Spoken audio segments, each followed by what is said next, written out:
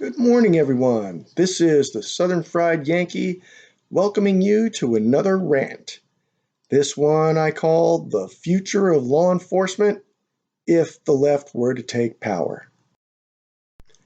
In my previous video called Who's Coming for Your Guns, Really? I said that it would be law enforcement agencies that would be assigned the task of conducting confiscation raids against U.S. citizens. But I also took pains to try to drive home the fact that the law enforcement officers themselves are human beings, and in a lot of cases, they are our family and friends. As of right now, April of 2020, I still believe this to be true of the majority of law enforcement officers. But I have to wonder, what would our law enforcement agencies look like if the left were to take power? Well, here are my thoughts on the matter. The first are the ones for whom law enforcement is a calling.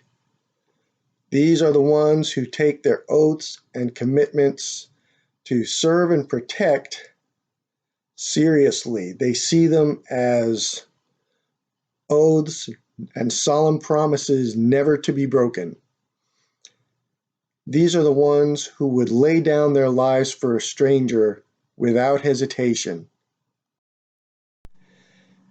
And it is these that the left must get rid of, because those are the ones for whom law enforcement is a calling, who would resist the left's unconstitutional policies and would also try to inspire other officers to resist.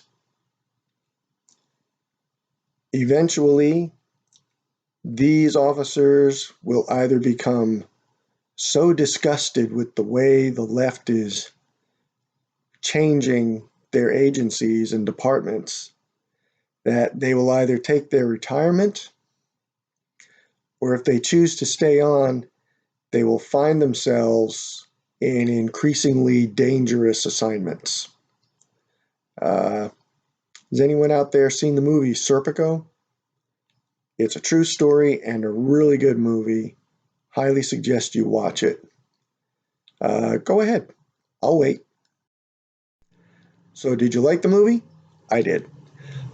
Anyway, it is situations similar to Serpico's that the good officers will continuously start to find themselves in if they choose to stay on.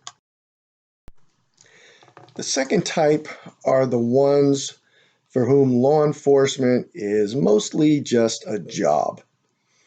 If the left were to take power, these are the ones who would go along to get along. They'll do whatever they need to keep their jobs and their pensions. They may not agree with or like the new policies that the left will impose on them, but for whatever reasons they have, their job and their pensions are more important to them. Try not to judge them too harshly. Some of these officers may have families depending on them. I mean, you got to keep a roof over the kids' heads and put food on their table, right? And still others may be so close to having full retirement that they just don't want to throw their careers away. These officers, if they decide to keep serving, will most likely be assigned to support functions. They'll have administrative jobs such as maybe evidence room or dispatch, or they could be assigned something as mundane as, say, traffic control. They will be placed in positions where they will have minimal to no influence. And now we come to a third type of officer that we will see if the left takes power. Now, these people are around today, although thankfully I believe them to be in a very small minority. These men, and yes, they will mostly be heterosexual men, will not join because out of a sense of duty to serve and protect their communities. They will not join because law enforcement is a career path with decent pay and benefits. These will be the ones who will join because they get to have a badge and a gun. These are the ones who will join because being a member of law enforcement will give them authority, that is, power, over their fellow citizens. They relish the opportunity to execute no-knock raids against anyone for any reason.